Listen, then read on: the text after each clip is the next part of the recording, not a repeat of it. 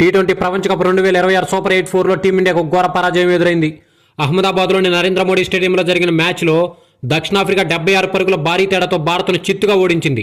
తొలుత బ్యాటింగ్లో ఆ జట్టు, తర్వాత బౌలింగ్లో సమిష్టిగా రాణించిన సఫారీ జట్టు టీమిండియాను అన్ని విభాగాల్లోనూ దెబ్బతీసి అద్భుత విజయాన్ని అందుకుంది. 188 పరుగుల భారీ లక్ష్యంతో బరిలో దిగిన భారత జట్టుకు ఆరంభంలోనే గట్టి ఎదురు దెబ్బ తగిలింది.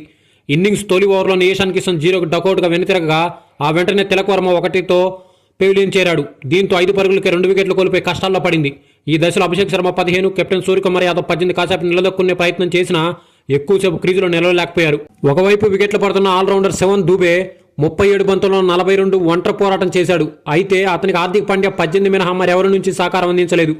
రింకు సింగ్ 0కి డకౌట్ కావడంతో జట్టును మరింత దెబ్బతీసింది. దీంతో భారత జట్టు 18.5 ఓవర్లో 111 పరుగులకి ఆలౌట్ అయ్యి అందరినీ ఆశ్చర్యపరిచింది. దక్షిణాఫ్రికా బౌలర్లో మార్కో యాన్సన్ 4 వికెట్లతో చెలరేగా కేశవ్ మహారాజ్ 3, కార్బిష్ బాస్ 2 వికెట్లు పడగొట్టారు. అంతకుముందు టాస్ గెలిచి బ్యాటింగ్ ఎంచుకున్న దక్షిణాఫ్రికాకు ఆరంభంలోనే గట్టి షాక్ తగిలింది. జస్ప్రీత్ బూమ్రా అద్భుత బౌలింగ్తో క్వింటన్ డికాక్ 6, ర్యాన్ రికెల్టన్ 7లను అవుట్ చేయగా హర్షదీప్ సింగ్, కెప్టెన్ మార్కరమ్ 4ను పెవిలియన్కి పంపించాడు. దీంతో సఫారీ జట్టు 20 పరుగులకే 3 వికెట్లు కోల్పోయి కష్టాల్లో పడింది. ఈ సమయంలో డేవాల్డ్ బ్రేవిస్ 45, డేవిడ్ మిల్లర్ 63 అద్భుత భాగస్వామ్యం నెలకొల్పారు. వీరిద్దరూ భారత బౌలర్లపై ఎదురుదాడికి దిగి స్కోర్ బోర్డును పరుగులు పెట్టించారు.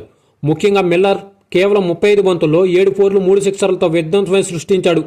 చివరిలో ట్రెప్సన్ స్టబ్స్ మెరుపు ఇన్నింగ్స్ ఆడటంతో దక్షిణాఫ్రికా నిర్ణీత 20 ఓవర్లో 7 వికెట్ల నష్టానికి 187 పరుగుల భారీ స్కోరును సాధించింది. భారత బౌలర్లో జస్ప్రీత్ బుమ్రా 4 ఓవర్లో కేవలం 15 పరుగులిచ్చి 3 వికెట్లతో అద్భుతంగా రాణించాడు. సూపర్ 8 దశలో భారత్ తన తదుపరి మ్యాచ్ను ఈ నెల 26న జింబాబ్వేతో ఆడనుంది. ఈ మ్యాచ్ చెన్నైలోని చిదంబరం స్టేడియంలో జరగనుంది. అయితే ఈ రోజు జరిగిన ఈ మ్యాచ్తో భారత సేనకు ఉన్న లోపాలన్నీ బయటపడ్డాయి. సరైనడు తగిలితే గానీ ఉన్న లోపాలన్నీ బయటపడవు అన్నట్టు ఇప్పుడు అదే జరిగింది. అయితే